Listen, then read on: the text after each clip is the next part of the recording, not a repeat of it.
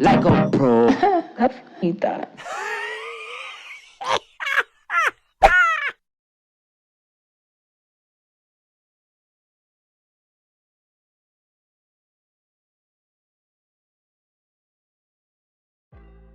Hey y'all, and welcome back to Brandi Beauty TV. Y'all, I am so excited for today's video because we are going to be doing another big chop. My client Gary has been in long debate about whether or not she wants a bob, and she's had her hair long. She's done the natural thing. We've done an amino acid smoothing treatment, and she's just decided she's over it. She wants to give her hair a new look. She said when she started coming to me that she realized that she had more opportunity and she could do a lot with her hair. And I said, yes, hair is meant to be cultivated. So we're getting ready to chop off 12 inches of her hair. And y'all, when I tell you, it was pure honey, me cutting this off. I was just like, oh my God, it is just so fulfilling. I don't know why I get such a high out of cutting off ponytails like this, but at any rate, look at all that healthy hair. Like, haircuts are good. I don't care what nobody say. It is good to cut your hair sometimes. Give it a fresh start.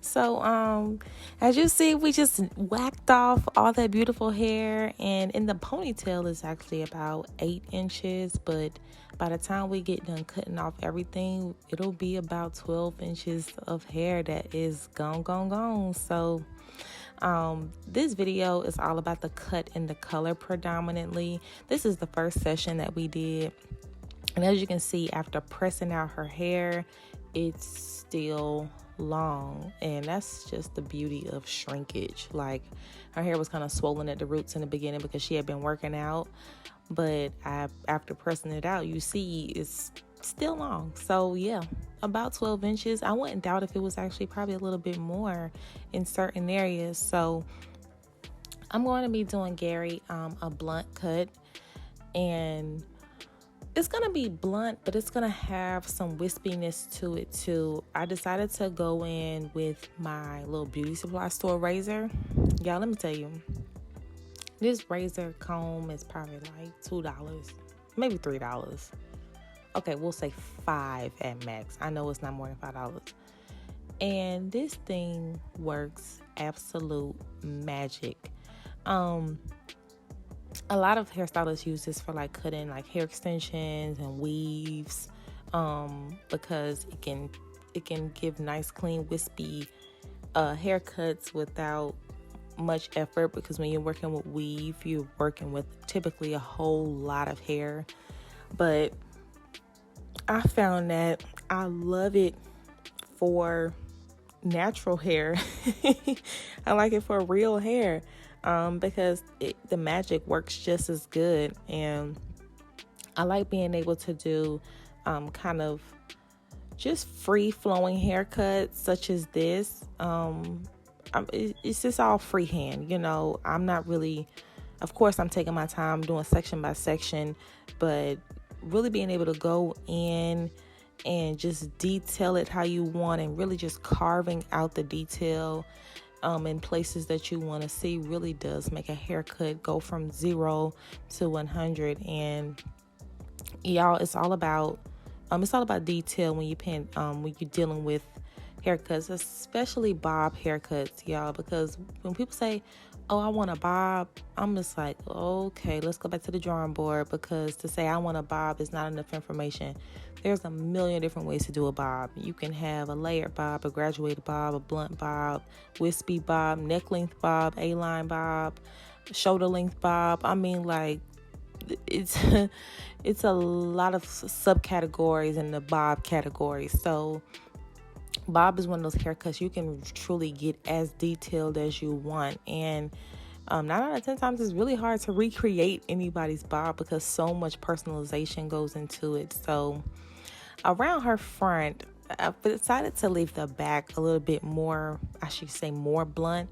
But around her face, I wanted it to be really, really wispy, very airy. I wanted a really nice, soft face frame, so it's just not so hard. Now, the picture she showed me actually was more blunt, but again, we personalize it to the individual, to the client. And I was just like, Gary, you'll look really, really nice with softer, wispier face, just little frills around her face. So I'm taking piece by piece. I'm twisting it, and twisting it actually makes it so much softer. So you're just not going in whacking off a whole lot of hair. It's kind of like insurance when you trying to, kind of just gradually work your way there. You don't want to take off too much because you can't put it back. So twisting it allows you to really play in it and really, really get that wispiness that you like. So you see how it's just looking all nice and just really wispy, really, really soft. It's very, very, very detailed around her face, very wispy in comparison to the weight that's in the back of the hair. And that's what we want, that's what we want. And I just love how you can carve pretty much anything you want into hair when you have when the density is there. And for Gary, she has a pretty high density hair. And while we're talking about density, I want to go ahead and mention that too. Now, everybody is not a candidate for a bob. With a bob, what makes the bob is the weight on the sides. You can kind of improvise if you don't really have it in the back. But if you don't have the weight in the crown and on the sides, then you are not a good candidate for a bob, because bobs, the glitz and glam, the wow factor, it lives in the front. That's what makes the bob. So here I am in the back. I'm just notching it a little bit, doing a little bit of point cutting. Just want to remove a little bit of the weight back here. Like I said, we want it blunt, but we don't want it hard. And there is a difference. Blunt just means, evenly distribution of weight. You know what I mean? But it doesn't have to be a hard line, a heavy line. We can still make it soft. You can be soft and blunt at the same time. And minimal layering in the back. Very, very minimal. So as you can see, it's looking out nice and pretty. And if you're new to this channel, you probably don't know or probably haven't heard me say. But if you are not new, then we cut before we color. Y'all, I'm a stickler for that. You got to build the house first and then paint it. It allows you to, it dictates where the color should go. Cut and color go together, absolutely, but cut comes first. It just makes things so much easier, so much better. And you can actually waste product by coloring it first, because the only thing you're going to do is cut it out. So it's a good idea to go ahead and build your house like we're doing now. And then when it's come to color, you already know what you want to do. So we have a great, excellent canvas. We have a beautiful base now. I can't wait to go in and detail it. And we actually broke up Gary's transformation into 2 sessions. So the first session, obviously, we're doing a cut first, and then she's actually going to come back in a couple weeks, and then we'll do the color. But I filmed both parts, so you'll get to see the next part as well. But for now, we are just about done, and I just like to play in it, see how it moves, watch them shake it. You can see little imperfections and stuff, and now's the time to go in and clean it up. But we were pretty much good. So now we are getting ready to color, and I have already completed and done her roots. I used a 5N for Gary's roots. It's like a 5 neutral from Matrix, and I like to lighten her base because Gary's hair is really, really dark. It's a deep, almost, ebony might be a little bit too dramatic, but it's dark. She has some of the darkest hair I think I've ever seen. She's definitely in the top 10 of my clients with has naturally dark hair. And so to lighten her base, it just allows her highlights to have a more realistic and a softer look, because blonde on really, really, really dark hair, the contrast sometimes can be a little off-putting. And even though we don't want her base too light. We don't want it as close. We don't want it super, super close in terms of the color. We don't want it too close to her actual highlights, but we do want it to have a more realistic base. And so me lightening her base always takes her color up a notch, and it also gives her more options too. I think things look a lot softer on brown.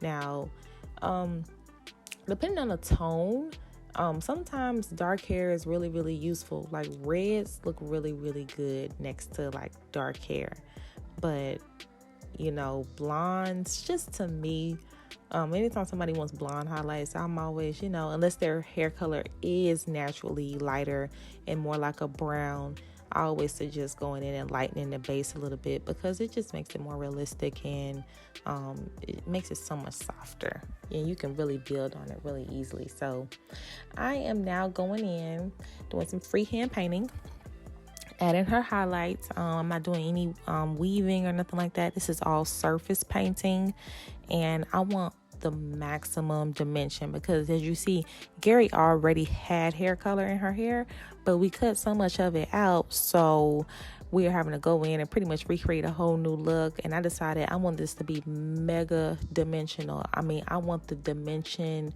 from the third dimension, from the fifth dimension. Like, I want this stuff popping out at you. I want it to look almost 3D.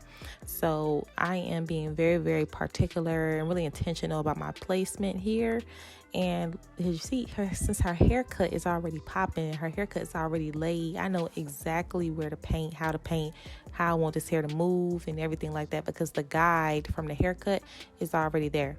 So I'm going in and I'm doing some V's, some low of them. Some of them are going to be lower than others. Some are going to be higher, because I just wanted to pop out at you. I really want her highlights to speak when it's being combed and when it's just resting in its natural place. So I left all of the depth at the bottom. I didn't want to over highlight it, because you can do that. So I left everything at the bottom, and I just highlighted just pretty much her crown and her front, so we could keep it being rich. And voila! And I will add the formula up here, y'all. I actually forgot what color I used. I want to say it was 9VRO. It might have been 9VRO. I'm not sure, but I'll add it up here once I look at my schedule and look at her file. But at any rate, I'm now spraying my leave-in, and I love that Miracle Milk, y'all. I told you about it before, but that stuff is the bomb. It's worth every penny. And I am not going to blow dry and flat iron her hair, only because y'all seen me do that a million times. And this session was really, really just all about the cut and the color. And just for the sake of time, I didn't want the video to be too drawn out, blow drying it and, straightening it. Y'all seen me do that a million times. So this color came out so pretty. Like, I was like a little amazed, because Gary, she always changes her hair, but she doesn't do it like back to back to back. She gives it the time that it needs to grow out, to repair itself naturally, because your hair will do that, and then she changes it. So she just has so many options when it comes to her hair. And I love when clients have that kind of attitude, not trying to do too much to their hair to the point that it's going to be damaged, but also full of optimism. That's a really good trait to have. So now I am spraying the holding spray, because let me tell y'all one thing about fresh haircuts. They are stubborn. So what I like to do is like a soft mold. So I do that using holding spray, a fine tooth comb, make sure the holding spray is evenly distributed. And I'm taking my Velcro. This is a very thin mesh wrap. It's very, very thin. So you can kind of manipulate it really good to the shape of the head. And I set them under a dryer for under cool for about 15 to 20 minutes. And it just molds the hair so nicely and begins to train that hair to lay down. Because anytime you do a fresh haircut and you're natural and you intend on wearing it straight, that hair is going to want to stick up because it comes out of your scalp like that. It sticks up. People with curly hair, our hair doesn't grow down. We are the only race of people, the only people, curly texture people whose hair grows up. And I just think that's amazing. It grows towards the sun. It's magical. So that hair don't want to. It just don't want to lay down. That's just not what it wants to do. So you have to begin to train it to do that. And over time, it'll get with the program and it'll start doing what you wanted to do. So that worked out beautifully, and that's my little secret to making sure my bobs behave how I want them to behave, because bobs can be stubborn if they are not trained. And if you have curly hair and it's natural, you are 9 out of 10 times your hair is not trained to lace. So keep that in mind. It's something you can do at home too, and it helps you style your hair a lot easier. So I'm going in with my 1-inch Babyliss. I forgot the name of this iron. What is the name of this iron? It's a nano titanium. But it's mega sleek, y'all. It's real sleek. And I did not want to go in beveling her hair too much. That's not what we wanted. So I used this iron because this was going to give some great insurance, just to make sure that we didn't get no mushroom being up in here, because that's not what we wanted. That wasn't the goal today. And I'm just letting y'all know. Her hair came out so pretty. I am going to play in her hair for about a good 3 minutes straight, because I need to see the magic we created. I was thinking when I was editing, I was like, should I keep all of this footage? Because I literally play it, obviously it's chopped up a little bit because I edited it, but yeah, I played in her hair for so long. I was like, okay, Brandi, this is becoming very obnoxious. Like, I had to stop myself. I don't know. But it was just speaking to me, and it looks so good on her. Like, when something just hit right. Like, when it's just right, that the stars were aligned, like God is in it. Like, Jesus lives in this haircut, in this hair color. That's what it was for me. And I was like, Gary, oh my God. Like, I was just combing it every which way. I gave her the mirror, like, do you see this? So she can see how to comb it and stuff. But let me tell you, when you have a good cut and color combination, it styles itself. You don't have to do a whole lot at all. And that's what you want. You want hair. You want your hair to have a house. You want it to do what it does on its own. You don't want to have to be over manipulating it. And that's why I be telling everybody, get a good haircut. Get a good haircut. Get your hair colored if it's boring to you. I've had so many clients, tell me, I'm thinking about cutting my hair off. I just want to chop it all off. And when they say chop, they mean like to the root. And I'll be like, oh, no. Like, if you really want to, then fine. But I'm like, let's get to the root of the problem first before we start making drastic decisions, because sometimes the answer just lives in a little cut here, a little snip, a little layering, and a few highlights. And it will change your whole perspective on your hair. Hair is meant to be cultivated. And the healthier your hair is, the more privileges you have, the more options you have. And that's one thing I can say about Gary, is she takes really, really good care of her hair. She has regular salon visits, and no, she doesn't live in a salon. I probably see Gary probably once a month or once every 4 to 6 weeks, something like that. Or maybe 3 to 6 weeks, somewhere in between there. But look at that. Like, oh my God. That looks so good on her. Now, I will say the toner that I did use has a little bit of, it's kind of rosy, and I wanted to use something rosy because her skin is so nice and warm and vibrant, and I really wanted to bring out her undertones really nice. And oh my God, y'all, it just looks so good. I love it. So again, thank y'all so much for watching. And if you haven't subscribed, go ahead and do that. Join the Brandi Beauty fam. I already told y'all I be lit around here. We be doing stuff, like, for real. And I'll see y'all in my next video.